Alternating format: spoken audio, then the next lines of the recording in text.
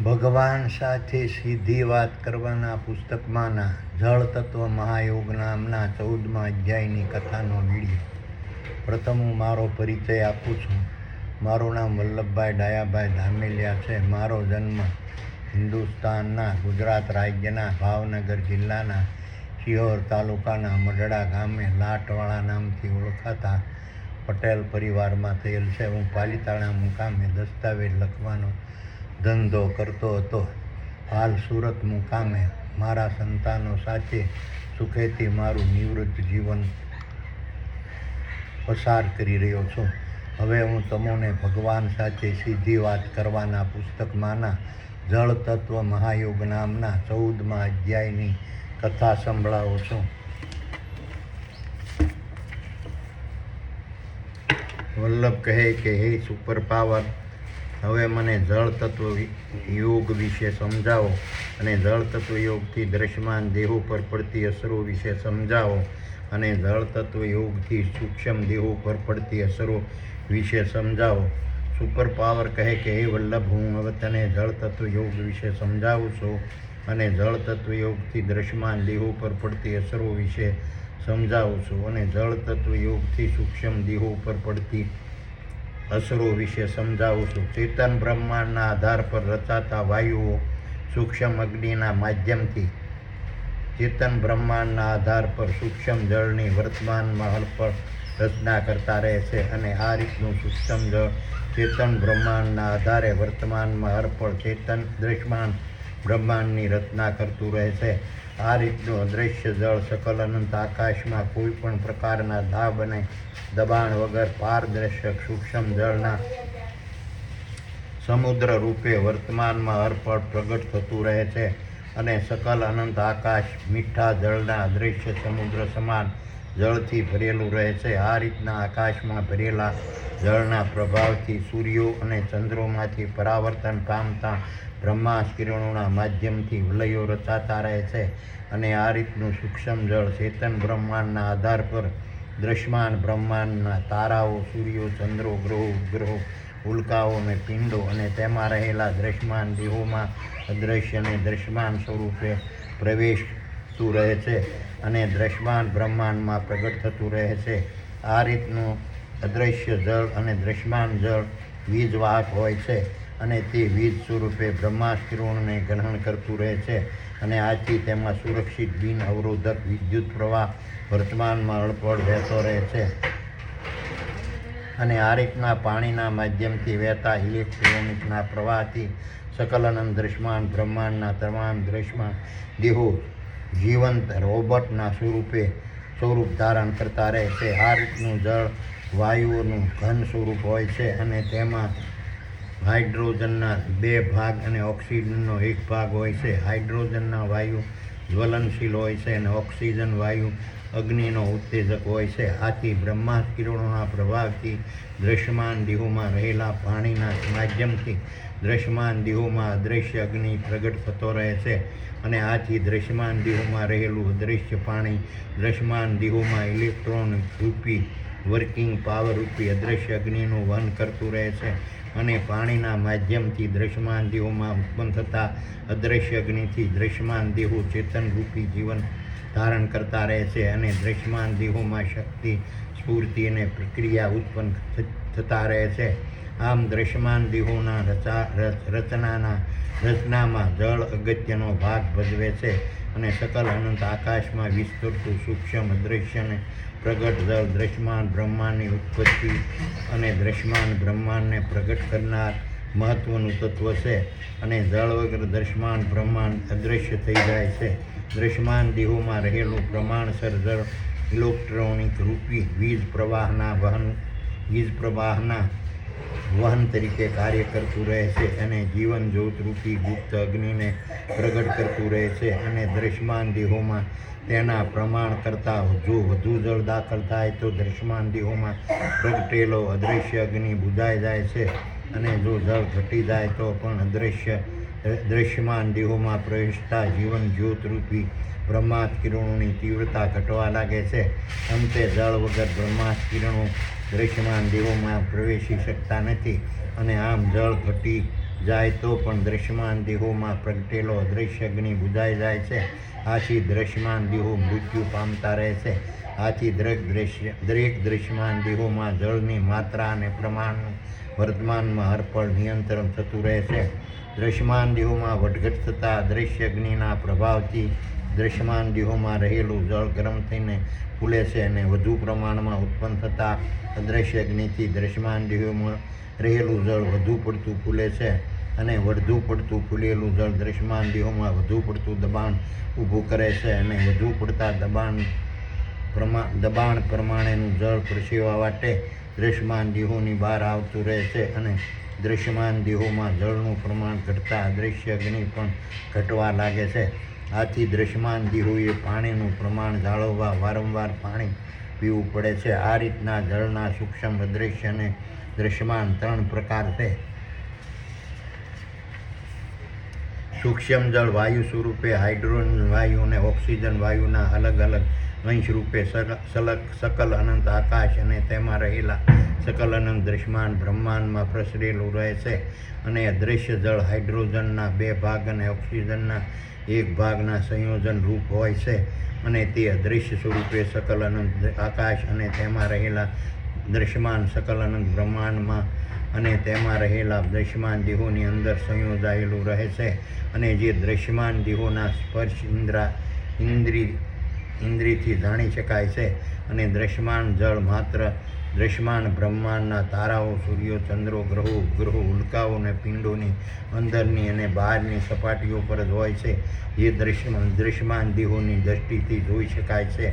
આ રીતનું દ્રશ્યમાન અને અદૃશ્ય જળ નિર્મળ, રંગ વગરનું, ગંધ વગરનું, સ્વાદ વગરનું, પારદર્શક, ગરમીને ગ્રહણ કરનારું અને વાયુ સ્વરૂપ, ઘન સ્વરૂપ અને પ્રવાહી રૂપ ધારણ કરવાવાળું છે અને વિદ્યુતને વહન કરવાવાળું છે અને શીતળ અને અગ્નિને હરણ કરવાવાળું છે. વહન શક્તિ ધરાવતું, ગતિશીલ છે અને દ્રશ્યમાન દેહોના જીવનરૂપ અમૃત સમાન છે. આ રીતના જળથી ભરેલા સરોવરો, તળાવો, ઝરણાઓ, નદીઓ અને સમુદ્રોમાં દ્રશ્યમાન બ્રહ્માંડના દ્રશ્યમાન દેહોને ઉત્પન્ન કરવાવાળું છે અને દ્રશ્યમાન દેહોના આંતરિક તેમજ બાહ્ય કચરાને અને મેલને દૂર કરવાવાળું છે. સંપૂર્ણ પવિત્ર છે અને સૂક્ષ્મ બ્રહ્માંડમાંથી આકાશ ગંગા રૂપે પ્રગટ થતું અમૃત રૂપ છે. આ રીતનું જળ મહા તાકાતવાળું છે. દ્રશ્યમાન બ્રહ્માંડને પ્રગટ કરનારા 5 તત્વોમાં જળ એક મહત્વનું તત્વ છે. આ રીતનું દ્રશ્યમાન અને અદૃશ્ય જળ આકાશ, ગંગા, વાયુઓ, જમીન દ્વારા, વરસાદ, સરોવરો, સમુદ્રો, તળાવો, ઝરણાઓ, નદીઓ દ્વારા દ્રશ્યમાન બ્રહ્માંડના તારાઓ, સૂર્યો, ચંદ્રો, ગ્રહો, ઉપગ્રહો, ઉલ્કાઓ અને પિંડોમાં અને તેમાં રહેલા દ્રશ્યમાન દેહોમાં પ્રવેશતું રહે છે. તેમાં રહેલું જળ બ્રહ્માસ્ત્રોનો રૂપી વિદ્યુતને ગ્રહણ કરીને દ્રશ્યમાન દેહોમાં અદૃશ્ય અગ્નિ પ્રગટ કરતું રહે છે અને દ્રશ્યમાન બ્રહ્માંડના તારાઓ, સૂર્યો, ચંદ્રો, ગ્રહો, ઉપગ્રહો, ઉલ્કાઓ અને પિંડોમાં અને તેમાં રહેલા દ્રશ્યમાન દેહોમાં અને રસાયણો, ધાતુઓ, પદાર્થો અને દ્રવ્યોના અણુ અને પરમાણુઓના ચેતન તત્વને પ્રગટ કરતું રહે છે. આમ જળના પાલોમાં દ્રશ્યમાન બ્રહ્માંડમાં ચેતનમય જીવાણુ આપોઆપ વર્તમાનમાં હરપળ પ્રગટ થતા રહે છે. સકલાનંદ દ્રશ્યમાન બ્રહ્માંડના તારા, સૂર્યો, ચંદ્રો, ગ્રહો, ઉપગ્રહો, ઉલ્કાઓ અને પિંડો તેમાં રહેલા દ્રશ્યમાન દેહોમાં જળના માધ્યમથી પ્રવેશતા વિદ્યુત પ્રવાહથી તેમાં વહેતો રહેતો જળ મિશ્રિત લોહીનો પ્રવાહ શુદ્ધ થઈને વહેતો રહે છે અને જળ ભરેલી નસો અને આંતરડા દ્વારા શ્વેતાતંત્ર, પાચનતંત્ર, શ્રવણતંત્ર, દૃષ્ટિતંત્ર અને મજ્જાતંત્ર પ્રક્રિયા કરતું રહે છે અને જળ જ દ્રશ્યમાન દેહોમાં કાર્યશક્તિને પ્રગટ કરતું રહે છે અને જળ જ દ્રશ્યમાન બ્રહ્માંડનું સંચાલન કરતું રહે છે અને તેને દ્રશ્યમાન કરે છે. દ્રશ્યમાન બ્રહ્માંડમાંથી જળ સુકાતા દ્રશ્યમાન બ્રહ્માંડનું અસ્તિત્વ ભૂસાઈ જાય છે. આકાશ ગંગા રૂપી સૂક્ષ્મ જળ સકલ અનંત પારદર્શક આકાશમાં આકાશ ગંગાના સ્વરૂપ વર્તમાનમાં હરપળ પ્રસરતું રહે અને સકલ અનંત દ્રશ્યમાન બ્રહ્માંડના ખરવોના ખરવો તારા, સૂર્યો, ચંદ્રો, ગ્રહો, ઉપગ્રહો અને ઉપગ્રહો રૂપી પૃથ્વીઓની સપાટીઓ પરના ઊંચામાં ઊંચી શીતાગાર રૂપી આકાશને અડતી સપાટીઓ પર અથવા તો ઓછી ઉર્જાવાળા વિસ્તારમાં બરફના સ્વરૂપમાં પ્રગટ થતું રહે છે અને આ રીતનું દ્રશ્યમાન બરફરૂપી જળ પીંગળીને પ્રવાહ જળમાં ફેરવાતું રહેશે અને પૃથ્વીની સપાટીઓ પર અને ભૂગર્ભમાં રચાતા ખરવોના ખરવો પ્રકારની નદીઓ વાટે પૃથ્વીઓની સપાટીઓ પર અને ભૂગર્ભમાં રચાયેલા ખરવોના ખરવો સરોવરો તળાવો અને સમુદ્રમાં ઠલવાતું રહે છે. અને આ રીતના દ્રશ્યમાન જળ ભરેલા સરોવરો તળાવો અને સમુદ્રોમાંથી અગ્નિના પ્રભાવથી જળ વરાળ રૂપે ખરવોના ખરવો તારાઓ સૂર્યો ચંદ્રો ગ્રહો અને ઉપગ્રહો રૂપી પૃથ્વીઓના વાતાવરણમાં ધૂંસતું રહે છે અને -250 ડિગ્રી તાપમાનવાળા પારદર્શક આકાશના ઠંડા વાતાવરણ તરફ ધકેલાયા કરે છે અને વરસાદના સ્વરૂપમાં સકલ અનંત દૃશ્યમાન બ્રહ્માંડના ખરવોના ખરવો પૃથ્વીઓ પર વારંવાર દૃશ્યમાન જળ રૂપે વરસતું રહે છે. સકલ અનંત આકાશ દૃશ્યમાન બ્રહ્માંડ અને તેમાં રહેલા દૃશ્યમાન દેહોમાં આ રીતનું જળ 3 ભાગથી વર્તમાનમાં અર્પણ ભરેલું રહે છે. આ રીતનું દૃશ્યમાન જળ દૃશ્યમાન બ્રહ્માંડના ખરવો તારાઓ સૂર્યો ચંદ્રો ગ્રહો ઉપગ્રહો અને રૂપી પૃથ્વીઓમાંથી અને તેમાં રહેલા દૃશ્યમાન દેહોમાંથી નાશ ન પામે તે માટે તેની પૃથ્વીઓની સપાટી પર અને ભૂગર્ભમાં નદીઓ સરોવરો તળાવો સરોવરો ઝરણાઓ અને સમુદ્રો રચાતા રહેશે અને દૃશ્યમાન દેહો તેના કાંઠા પર નિવાસ કરતા રહેશે. આ રીતના પાણીના સંગ્રહ કરતા સરોવરો તળાવો નદીઓ અને સમુદ્રને દૃશ્યમાન દેહો તીર્થના પવિત્ર સ્થાન તરીકે ગણતા રહેશે અને દૃશ્યમાન દેહોમાં રહેલા સૂક્ષ્મ દેહો તેની પૂજા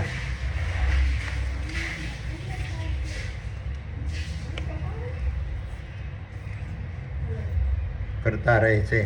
કારણ કે જળ એ દૃશ્યમાન બ્રહ્માંડની દેવી શક્તિ છે. આ રીતનું જળ મહાન દૈવિક શક્તિને ધારણ કરતું હોવાથી તેમાં પડતો કચરો કાદવ માટી ગંદકી મેલ અને રજને ફિલ્ટર કરી તેને આપોઆપ તળિયા ભેગા કરતું રહે છે અને તેમાં દ્રાવણ રૂપે દ્રવતા દ્રવ્યોને છોડીને વરાળ રૂપે ઉડતું રહે છે અને દૃશ્યમાન દેહોને પીવાલાયક અમૃત જળ આપોઆપ પ્રગટ થતું રહે છે.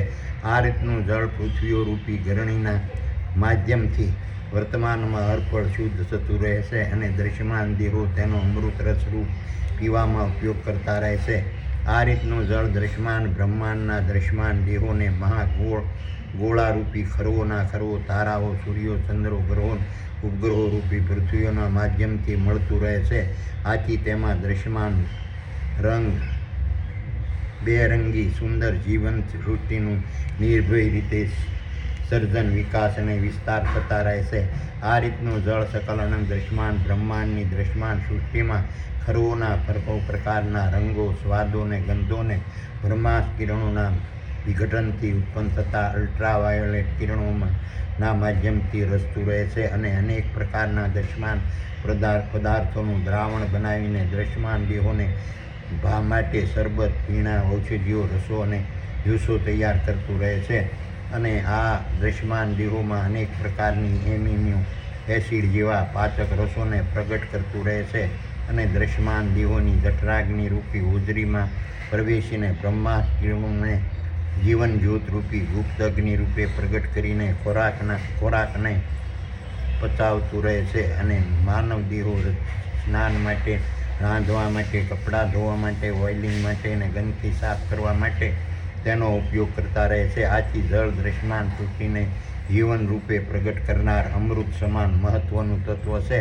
આ રીતનું જળ પ્રલયકારી છે અને તે અતિવૃષ્ટિના માધ્યમથી ખરવોના ખરવો તારાઓ સૂર્યો ચંદ્ર ગ્રહો અને ઉપગ્રહો રૂપી પૃથ્વીઓની સ્થળરૂપ સપાટીમાં નદીઓના માધ્યમથી ધસી આવીને દૃશ્યમાન દેહોનો વિનાશ કરતું રહે છે અને સરળ સૃષ્ટિથી દૃશ્યમાન દેહોનું સર્જન થતું રહે છે અને અનાવૃષ્ટિથી પાણી વગર દૃશ્યમાન દેહોનો નાશ કરતું રહે છે અને સમુદ્રમાં ઉડતી તીવ્ર લહેરોથી ઉત્પન્ન થતા સુનામીથી સ્થિર સ્થળ પરના દૃશ્યમાન દેહોને નાશ કરતું રહે છે. આ રીતના જળનું રુદ્ર સ્વરૂપ દૃશ્યમાન સૃષ્ટિ માટે ભયજનક રૂપ ધારણ કરે છે અને સૂક્ષ્મ રૂપ દૃશ્યમાન દેહોની સર્જકતા ધારણ કરે છે. મોટા ચક્રવાતો અને ગ્રાળ રૂપી જળ ખરવોના ખરવો હોર્સ પાવરની તાકાત ધારણ કરતું રહે છે અને વરાળ યંત્રો ચલાવતું રહે છે. આ રીતનું સૂક્ષ્મ જળ આકાશમાંથી બરફના રૂપે પ્રગટ થાય છે અને બરફ પીગળીને નદીઓ માટે વાટે જળ સરોવરો તળાવોને સમુદ્રોમાં જમા થયા કરે છે અને તેમાંથી જળ શુદ્ધ થઈને વરાળ રૂપે આકાશમાં જાય છે અને આકાશમાં રહેલા વરાળ રૂપી વાદળો વરસાદ રૂપે વરસતા રહે છે. આ રીતે દ્રશ્યમાન દેહોને જરૂરી જળનું ગુપ્ત અને દિવ્ય મહાચક્ર વર્તમાનમાં અર્પણ રચાતું રહે છે. આથી દ્રશ્યમાન દેહો જળને મહાદેવ ગણીને તેનો આદર અને સન્માન કરતા રહે છે. આ ચક્રને કોઈ પણ તાકાત રોકવા, બંધ કરવા અને અટકાવવા શક્તિમાન નથી અને અટકેલા ચક્રને ચાલુ કરવા કોઈ તાકાત શક્તિમાન નથી. આ ચક્ર જો અટકી જાય તો દ્રશ્યમાન બ્રહ્માંડના બંધારણના ભાગરૂપ પાણીનો નાશ થાય અને પાણી વગર પ્રકૃતિનો વિનાશ સર્જાય છે.